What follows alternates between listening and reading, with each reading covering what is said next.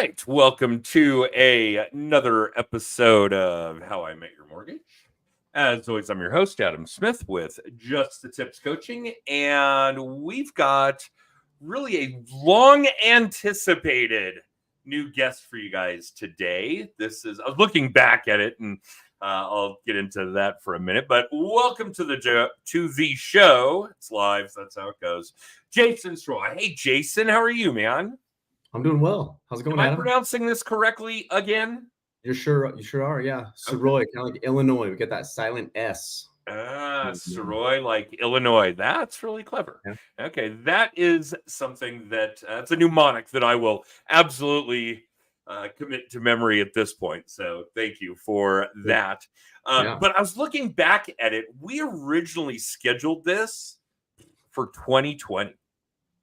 2020? Are you kidding me? And 2024 now? Get out of here. It has been like exactly 4 years. It was October 29 of 2020 that we started working on finding a time to get you on the show. Well, it's long overdue then. Here we go. Right, absolutely. And it's funny because I always tend to do a little digging up to date on our guests. I mean, obviously at the time, we knew that you were more than worthy. And when I say that, and that's kind of a classic Wayne's World sort of we're not worthy kind of environment there. When I started looking at it, our audience knows that we've got a bit of a vetting process, a bit of a threshold that our guests cover, that they are actually active, that they're doing good work, that they're doing good volume, that they're doing good units, so on and so forth. And I knew that was true in the fall of 20. And since then, it's only improved. You're fucking crushing it, man. Yeah, thank you very much. I'm really pleased, and I hope that our audience will kind of get a little bit of reflection. And I know a lot of what we do over the course of these episodes is talk about what you need to be doing as far as best practices when it comes to real estate, and certainly when it comes to lead gen and team structure and all these kinds of things. And I don't think any of it is really rocket science. I think really good actors in the real estate space, in the mortgage space, in financial planning, insurance, whatever, all kind of have the similar sales mentalities, lead gen ideas, and client retention, and all those kinds of things. It's just really nice when we get to hear it from somebody else, because our audience really gets sick of us saying the same shit over and over and over. So it's really kind of cool. But give us a little background on Jason. One of the things that really surprised me is you are not an old dog in the real estate game. You haven't been doing this for 30 years. That's right. Yeah, this is year 6. And it's been quite the journey. But the origin story here, a little bit of background. So I guess how far back do we want to go? Let's talk. I was a health science major in college. So we can start at college, right? So I was planning to go into a healthcare profession, and within the niche of like physical therapy, chiropractic, or osteopathic medicine, or nursing. So I kind of narrowed it down to those 4.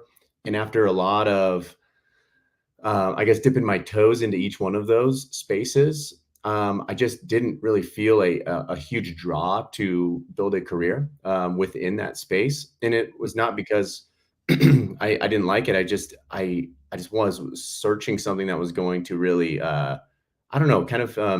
reach the middle of this bullseye of a Venn diagram, in the middle of a Venn diagram. It's like where my interests and my skill set and the people I serve all kind of just converge into one bullseye. And I really felt like I first got closest to that when I had kicked off a career in software sales. So so health science to software sales to real estate. So after 6 years of really grinding it out in entry-level sales in the software sales universe in San Francisco, such a grind. Really learned a lot of the pipeline management, sales operations, processes, people management, helping new folks as a team manager and a team lead. But then moved to Colorado in 2018 and changed careers all at the same time. So it was quite the transition for my world, honestly. But yeah, so 2019 was my first full year in the business, and it's been an amazing journey. It's been a lot of learning, more work than I thought it would be, but also more fun than I thought it would be. It is certainly all of those things. I think the part that I'm still trying to get my head around is that literally in your second full year of the business, we wanted to have you on the podcast. So, I mean, you really hit the ground and started grinding. Yeah. Yeah. Let me see what I did was I wanted to, first of all, I didn't burn the bridges by any means, because I don't ever believe in burning bridges, but I definitely burned the ships. I arrived here and I was like, I'm fully committed to giving this everything I can. And I'm committed to making this work. And one thing I did was, I made sure that everybody who knew who I am knew what I was doing and where I was doing it. Okay, that's a big deal. That was really like step number one. You're with Compass, right? I am, yeah. Has that always been the case? No. Started with Keller Williams. Pretty common. In fact, kind of super common. Start with Keller. Went to a boutique group here in town, and that boutique group merged with another boutique group to become a little bit larger, and then made the jump to Compass in 2021. Okay, but you've been on that team the entire time, essentially. On the Compass team? Yeah, this group that you're with now, you were merged with another, and then you guys all went over to Compass. No. Oh, this is another new change. Okay. Yeah, I had gone to Compass as a solo agent. Okay. All yeah. Right. All right. So getting back into I don't want to say Wayback Machine because it isn't that far back. Yeah. But obviously we're talking about your circle, running your circle, making sure everybody knew what you were up to, what you were doing. Mm-hmm. Although this was a relatively new market for you as well. You had just relocated to Colorado. Totally. Yeah. Okay. Well, that had to present some challenges. Oh my God. So many people. Yeah. You know, when I was interviewing different brokers to work with, when I had first moved out here, at Q4 of 2018, many of the people who I was chatting with, and I was considering joining a team, I was considering joining a brokerage as a solo agent, but there was this common theme where many people would say, hey, you're going to give away half of what you make, either in marketing dollars or in broker team splits, right? And so you choose if you want to join a team at a brokerage or just join a brokerage as a solo agent. And it's going to take you 6 months to get your first deal. And I thought to myself, wow, okay, I think I can, I have a sales background. I have a pipeline management, an understanding of how to run a sales pipeline. I think I can make this happen sooner. And ironically, or whether the universe just had a path planned, it took me 5 months and 30 days to get that first. Well, you did get it done in less than 6 months. I guess technically I got it done in less than 6, but it was just like, wow, okay, this is a challenge. But yeah, through you don't just waltz into a brand new city and say, hey guys, I'm new here. I'm the real estate guy. That's not how real estate works. No. So well, it might if you're, I don't know, the one real estate agent in a town of 100 people somewhere in the Midwest. But when you're stepping into a market this size where there are 25,000 other agents, it doesn't work that way. No, the competition is fierce. But we should also mention too, Adam, that 25,000 licensed professionals. Sure, if you run the data and you say, hey, show me all the agents who have done at least one deal in the last 12 months, that number is cut in half. Oh, easy. And if you say, hey, show me the number of agents, and I don't have that data in front of me, it's been a few months since I've looked at this, but the number of agents that do 2 deals, the number of agents is cut in half again. So at the end of the day, like the number of producers here is really, it's like the Pareto principle, 80-20 rule, but it is. I think it's more 90-10 now, but yeah. I totally agree. I was just going to say it's exaggerated. It's so much of the business is done by very few of those who take this job very seriously and and treat it like a business for sure. Ah, that's a big one. And I don't know why that is such a difficult point to get really through the heads of a lot of sales professionals, certainly Sure. real estate agents and mortgage originators, and well, the people that we work with in general in our coaching program. But you have got to treat it like a business. You guys need to understand Jason doesn't really work for Compass. That's where his license is, but Jason works for Jason, Right. and Jason really works for his clients. It's true. That's who really puts him to work. So, Right. yeah, if you're not treating your real estate business like your own business, Right. please take a step back and look at that. Look at how you're really operating, because that Yeah. is an enormous one that some people just have such a hard time getting their heads around.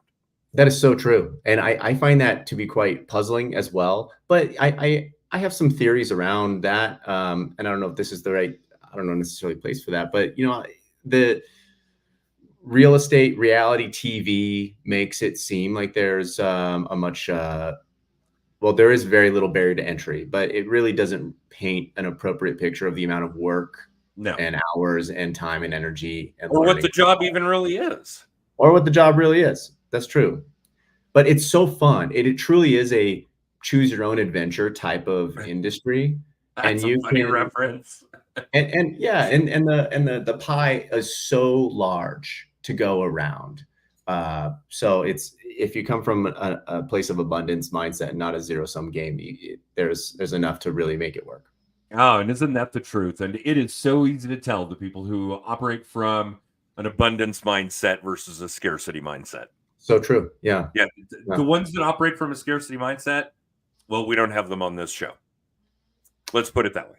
Yeah. They're not willing to share best practices. They're not willing to share where the business comes from. They're not Sure. willing to share successes and pains Yeah. and so on and so forth. And Right. yeah, it's very, very black and white that way. It's really kind of an interesting dichotomy between the abundance and scarcity mindsets and Right. how it plays out in your business. Well, and the law of attraction really does work there, right? So, abundance mindset creates abundance too. And that what you focus on expands. So focus on the things that you need and not the things that you're scared of, and the rest will fall into place with work, of course.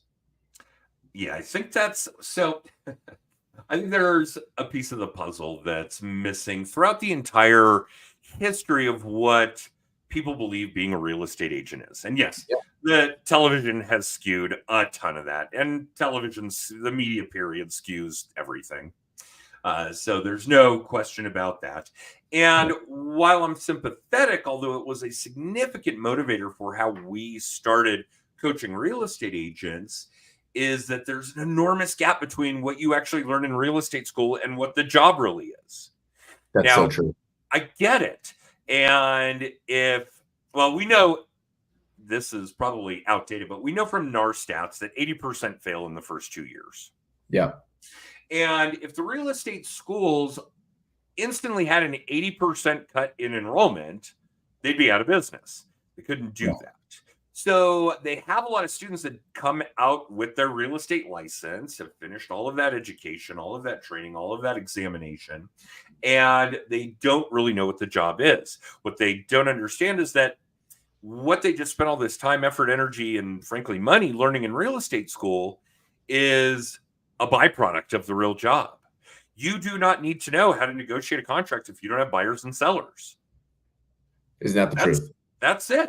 That's the bottom line. The job is a sales job. It's a lead gen job. Right. And so many people don't know that. Between what skews on TV and gosh, just on and on, they think, well, I'm going to go be a real estate agent and my schedule is going to be flexible and I'm going to get to spend time with my kids and I'm going to see some really cool houses and I'm going to make a lot of money. And none of that is true at the onset. Right. This is hard work, really hard work. And it's wild. I mean, there's a particular, I won't mention any names, reality show, Circumnavigating Real Estate, that takes place in New York City. And the star, loose term, of this show was actually given a job as a reality TV star and then told to go get his real estate license so that they could do the show. They did it backwards. I had no idea. That's They did amazing. it backwards. Oh wow. But this is what the consumer gets. This is what Right. the television viewing audience gets, Right. and then is led to believe that real estate's a breeze and So fun true. and So true. lucrative and easy. Right. None of this is true. Okay, so go back for us. Let's talk about those first 6 months. Well, Yeah. let's talk about that one at 5 months and 30 days. Who Yeah. was the client? Where did they come from? For sure. You know, I want to add another comment to this previous thought real quick before we move on to that, and I'm happy to answer it.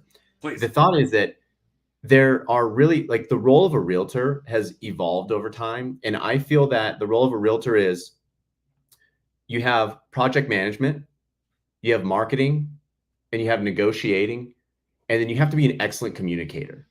So Oh, with, like, those are the four pillars really that I feel have, if you can't do any one of those things, this job is going to be very challenging. And if you're good at, say, marketing, at attracting people to you, but then you're not good at negotiating the contract, you're not going to get paid and none of it's going to matter. truth. And if you are good at negotiating, but you're not great at attracting people to you, none of it's going to matter, to your point, because you don't have the buyers and the sellers. Right. So you have to learn these skills simultaneously so that when you get a win in one of those pillars, the other pillar you will have the opportunity to win on that other pillar, if you will. So Fantastic. we can tie that directly into your second question is, where did this client come from at 5 months and 30 days in? This is, I think it's quite interesting because I had been absolutely making a ton of cold calls. I was calling FSBOs, I was calling expireds, and I felt That's really pretty common new Keller agent super common. activity. Okay. I was knocking on doors, doing the thing, but you know what? Like, I had a background in cold calling in my previous software sales life. And I found this to be quite, I felt a lot of friction with it, as of many people do. I don't like cold calling. I wasn't terrible at it, but I wasn't the best at it. And I don't like receiving cold calls, and, cold calling is also quite uncomfortable.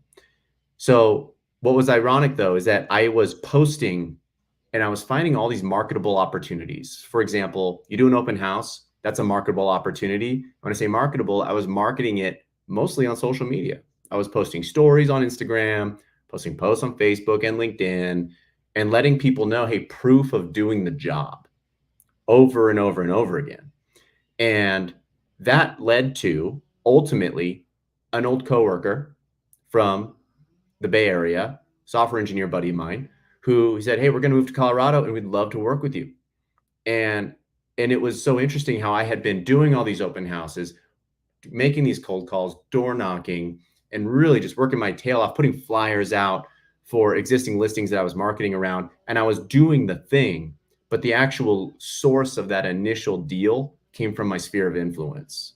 Yeah. But it was because I was proving through social proof, through social media, that I was doing the job, that broke that barrier down where they said, oh, wow, even though Jason is just starting out, I trust that he knows what he's doing because I was posting about what I was learning along the way. And that helped tremendously. Well, and I think it's huge that the vast majority of what we view today as social media existed when you started. There are a lot of agents who didn't have that benefit. This is true. I mean, and social media has really evolved and leveled up in a big way over the last 6 years. But, I had the benefit of free marketing on social media. Yeah. I think it's the best free marketing platform that exists. Absolutely. That people don't take better advantage of it blows my mind that we don't. Well, okay. So before we go too far down this road, because of what you had mentioned about the early part of your career, if you're an agent in the early part of your career, loan originators too, please check out Carl White's book, Overcoming Call Reluctance. Mm-hmm. Especially if you're that new Keller agent that is going to be calling FSBOs, you're going to be calling expireds. Check that out. Great resource. The other one, when it comes to social media, I love this book. It's called What to Post. actually Mhm. written by a real estate agent. And granted, the audience is ideally real estate agents, but for a lot of people that are in direct to consumer sales for large ticket items, I think it's a fantastic read.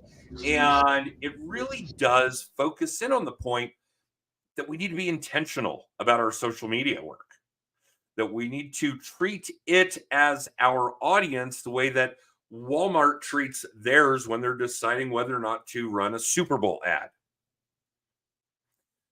That kind of thing. I think it's really important that you guys focus on social media being an audience, that social media work is done with intention.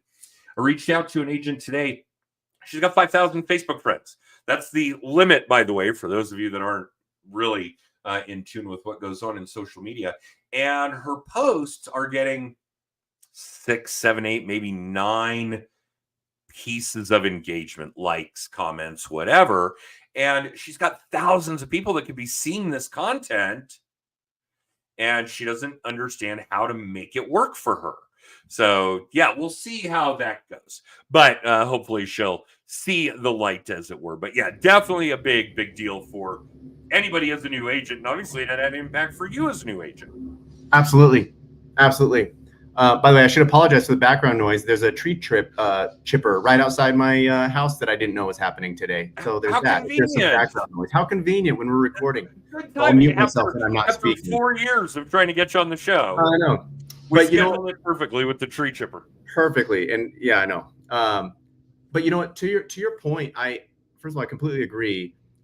But there are marketable opportunities around us every day. Because the things that we do in the real estate profession on the mortgage or the real estate agent side, stuff that we find as routine, everyday nuances, the public and people who aren't in this business aren't necessarily aware of, and they will find interesting. So I have made this practice of thinking, if I find something is interesting, or if I encounter a unique scenario, that is a marketable moment.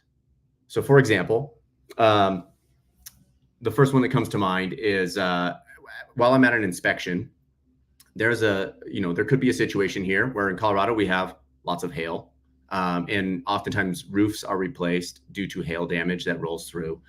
And if your inspector says, "Hey, there's enough damage to the roof here, likely to cause for an insurance claim, which could get you guys a new roof." We've negotiated so many roofs. I mean, this year alone, I think we got 5, maybe 6, Wow. plus sewer lines, plus like all kinds of negotiating there. But if that's the case, and I don't recommend everybody gets on top of the roof of the homes that they're selling, but I have been on top of the roof with my inspector looking at this 10 by 10 foot square. And if we have enough hail strikes within that zone and it's so obvious, you can make a small piece of content about that. Take a picture of it, take a quick video of it. That's a marketable moment. How many people are actually on their roofs looking at their home from the eagle's eye view? Not very many. I mean, the last time I was on my roof was last year when I was taking down my Christmas lights. I hate it. I'm not getting up there. Exactly. And if you have a tall roof, you're not even going to get up there. And nor am I, by the way. If it's an ultra high roof, it's not worth the risk. But if it's a ranch style home and it's a very short ladder journey up to the roof, that's fine. But my point is, that's a marketable moment. One other one, super easy. We had a new build up in Firestone. It was a Lennar property in spring of 23. And we discovered new build, right? You think it's brand new. What could possibly be wrong? My mentor had said, always get a home inspection, even if it's a new build. And if you don't want to get a full-blown home inspection, that's fine. But if nothing else, get a sewer scope. This client, they heeded our advice. Like, yeah, of course I'm going to get a home inspection. That's fine. I definitely want to see the builder's quality. We found, Adam, I kid you not, we found a rock almost the size of the sewer line, the diameter of the sewer line inside the sewer line. Wow. Brand new house. Never been lived in. And so that was a marketable moment, made an Instagram reel about it. And I think, my point is probably understood by now, but there are marketable moments every day. And if you find something is interesting, there's a chance that your audience will too. So you hit so many nails on the head with that one swing of the hammer. The term marketable moments is out of this world. I'm going to clutch onto that one as tight as I can. Sure. And I think it's important that everybody understands that you're missing them. Even Jason would probably admit that he does not see, hear, that he's not open to all the marketable moments that cross his path on a day-to-day basis. But they're out there. Most of you are missing a lot of them, I promise, or all of them in some cases, because that is phenomenal. And the other thing that Jason really chimed in on here that you guys have got to understand is, what does your audience want to see, hear, read, watch? Because if that shit's interesting to Jason, it's probably interesting to a wide gamut of people. And here's the neat thing about being in real estate, boys and girls. Everybody in your audience, everybody you come across, everybody you meet, the grocery clerk, the gas station attendant, everybody is either a client, a leader, an advocate, because everybody out there either owns real estate, wants to, or knows somebody who does. So his content, his marketable moments are for a really wide potential audience. It's fantastic. I'd be willing to bet, Jason, and correct me if I'm wrong, that these marketable moments, the roof, the sewer line of a brand new build, I'm still trying to get my head around how the hell the rock got even in there. But these are things that not only got a lot of interesting feedback from your audience, but actually helped you grow your audience. So true. Yeah, when you tag, I actually tagged the client in that one in particular, and of course, this client wasn't exactly thrilled to see a rock inside his brand new sewer line. But we got it handled, right? And then if they repost it, it goes to their audience, and then it becomes the network effect at that point, which is what social media is ultimately completely made for. So yes. Yeah, so I too, like, we're very active in all the social media channels, but we are doing the best we can to get as much mileage as we can out of each piece of content, because it is exhausting creating content, especially if it's video, because video video is it's a lot of it's a heavy mental lift to come up with the scripting and think about the right angles you want to shoot, or think about all, and those types of tasks can become so overwhelming to me and to everyone else. I know I'm not alone in this, where it causes paralysis to just not even create something. When instead, I have to remind myself, what, done is better than perfect. Just talk about it. Be a talking head in front of a camera. And if you don't want to be on camera, because many people are camera shy, and that's okay. It's kind of like public speaking, like with kind of 1 degree away of separation there. Then you can actually just start a quick video with your talking head, and then just have that footage of any kind of B-roll followed by a voiceover explaining the thing. So again, a marketable moment, something you find interesting, someone else will too. Well, and I think it's also important to cover some of this because you've talked about it and it is really valuable, and you know this so deeply that you don't really say it verbally, but social media thrives on original organic content. So that reel from the rooftop, that short form video about the sewer, the video work in general, there's nothing more original or organic, guys, than you doing that kind of video work. So please, this is one of the things you've got to encompass when you're thinking about being intentional with your social media, is that social media thrives on original organic content, reposting out, sharing out, posting outside links. Please, for the love of God, don't post outside links. Don't put a YouTube link on your Facebook page. Nobody's going to see that shit. But one of the things that Jason said that's really important, and there is a book on the subject that I also really dig called Take Imperfect Action. Get out of that rut with the analysis paralysis and so on and so forth. Colleague of mine, little nod, Chad Prio wrote that book. And yeah, I'm going to lose it on the complete title, but it is Take Imperfect Action. I've got it, Chad. Take Imperfect Action, The Art of Getting Shit Done. And yeah, also a really great philosophy to abide by. Guys, just hit that record button. Go. Hit that go live button. Please take that action. You will not be sorry about yourself. And Jason, you tell me if I'm wrong, but I think the number one objection that we see is that people don't like the way they look and sound on video, but unfortunately for all of them, that's how they look and sound in person. Well, that is so true, first of all, and I can relate to that. Sometimes I feel like I ramble. Sometimes I'm like, wow, why did I wear that hat, that shirt? What was up with my eyes? Did I like I wasn't I like do I why do I look why are my eyes so red? What's going on? And it wasn't because I had just, I, I live in Colorado, so it wasn't because I just took an edible, right? But It's funny you though. got to get over that sometimes. Just be like, hey, this is me. I'm presenting the valuable information, and you just prepare as best you can. I think just turning the camera on with no idea of an outline of what to say can be lead to that floundering, which I have been in many times. But I personally have found that there's a fine line between over scripting and having an outline. Having an outline for me is much better because then I can riff on something. If I have a script, I get so caught up in like, oh, I missed a word, I got to start over. Or Ah, oh man, like I said that sentence wrong. Dang it. I wrote it out the perfect way I wanted to say it and I didn't do it. Gosh, like come on, I got to re-record that. Instead, outlines create a more fluid conversational style. And the best part of this is that when people watch your videos and then they meet you in person, they go, oh my gosh, I feel like I already know you. And that's a oh, major win. we have covered such a wide gamut of stuff here today, but that one is absolutely huge.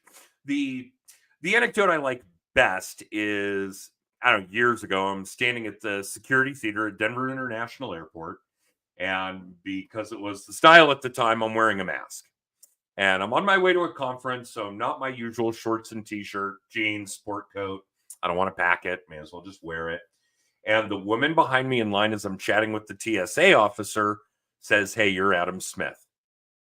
And she talked to me like she knew me all the way out, well, down to the train and out to the concourse and out to the gate. And she does know me. She's been consuming the video content, how I speak, tone, inflection, sense of humor. She knows my wardrobe, what my home office looks like, what my office looks like, maybe what the inside of my car looks like, pets, kids, all of it. And yes, it, excuse me, pays enormous dividends that way. People actually do know you, even though you've never met. Yeah, it's huge. Yeah, the power of video. And you and I are talking to our audience here like, this is going to be new to them. They need to start working on it. They need to learn how to outline videos or script videos, and we've talked about camera angles and wardrobe and all these different things. And if you're just now really taking all of this information in, you're going to start working on video campaigns, whatever it is, video for the clients you have, and you're going to do milestones, videos for the clients you want, and you're going to come up with cool, kitschy things that are unique to you. Do it, but know that you're behind the ball. People have been doing this for literally a decade or two already. So please take imperfect action, get started on this shit. Take imperfect action. But you know what? To say, oh no, I'm too far behind, I can't start now. Not true. That is a costly mindset. So get over that. Start pressing record and figure out what works for you and what feels like the least amount of mental lift to just get it done. Well, Yeah. and I think if somebody feels that way today, then fine. Let's put aside some of the shit like production video, studio, lighting, chroma key, wireless audio, on and on, all of these things that we've kind of adopted and implemented in different video formats over the years. Just do some short form. Go do some reels, go do some shorts, go do some TikToks, whatever. Yeah. Because I don't think the mental lift is quite as significant. I mean, anybody who has one of these has a camera, so that's perfect. Yep. And they all shoot good enough. Oh yeah. My first 2 years of videos were shot on my iPhone 12. Okay, and they have come a long way just in those 4 generations for sure. Yeah. We use a 4K camera in our studio, and it's when 4K was fairly new. Uh-huh. And I would rival the video quality to my modern day Samsung phone. Oh, easily. Yeah, Yeah. yeah. For sure. I mean, you don't need to shoot in 4K for stuff that's going to be, just easy online viewing. If we're shooting a nature documentary, you might want 4K or whatever is better than that. Well, and we'll watch a documentary on the penguin migration 10 years after it was made. For 100%. those of you that are thinking about the videos you're going to make today, they have a shelf life. Yeah. People will watch them in the first week, maybe 2, maybe even a month. Yeah. And then it's gone because you've got more content out there since then, we hope. Here's the best part. If your video sucks, the algorithm suppresses it and nobody's going to see it anyways. That's true. That's really a good point. Not as bad as if you just posted a YouTube link. The algorithms will suppress that for sure. But yes, that's a really good point. And again, guys, something else that Jason has mentioned about being intentional with your social media. Get a grip on how these algorithms work. Get a grip on where you're hurting yourself in getting more people to consume more of your content. That's the whole goal with social media. More people consuming more of your content. That's all you got to worry about. Yeah. Figure out how to get that done. And yeah, Jason, I knew we were going to run over when we started talking. This is fantastic. We got to get you back on the show, man. For sure. I'd be happy to, check in whenever we can. That'd be great. Yeah. And let's not let another 4 years go by. No, definitely not. This has been stellar. Yeah. Good. Yeah. Fantastic. All right. Anything you want to throw out there in closing? I'm getting my little red light from the people saying, "Hey, you're over time, asshole." But that's all good. Sorry, guys. We're going to run over. I'm an open book. If anybody has any questions, I'm easy to find, and I would be more than happy to chat with anybody anytime about my journey and collaborate and brainstorm. And, there's all boats rise with the tide. So, the more we can help each other out, the better. Oh, I love that too. All right. What's the best way to get a hold of you? Give us an easy handle. Where are you most frequent on social? Jason.Sirois or just Jason.Sirois on Instagram. That's easy. I personally respond to all the DMs I get, and I will follow you back if I get a follow for sure. Give me a shout. That's an easy one. Sweet. All right. Well, thanks, man. I know carving out this kind of time on a Monday morning is not easy. So doing this, thank you. I appreciate it. Yeah. Absolutely jacked to do another one. This has been phenomenal. So many topics we didn't get to cover, but we're going to get there. All right. For the rest of you watching or listening live or in syndication, you can catch episodes of the show every Monday live, 9:30 Pacific, 12:30 Eastern on Facebook, YouTube, and LinkedIn. It goes up to the podcast on Amazon, Spotify, and Apple 48 hours later on Wednesdays. And for everything else, check out justthetipscoaching.com. You can get copies of my books, either Just the Tips or Mindset Tools for Sales. You can find out what conferences we're doing. You can get a free hour of coaching on whatever subject you want to talk about. All the things can be found there. And yeah, that's it. But Jason, thank you. This was really great episode for us. I love having you on. Glad to hear it. Thanks for having me, Adam. All right. Yeah, I'm going to run the extra. Thanks for doing it. For the rest of you, we will see you next time. And yeah, Jason, loved having you. We'll talk to you soon. Thanks. See you, Adam.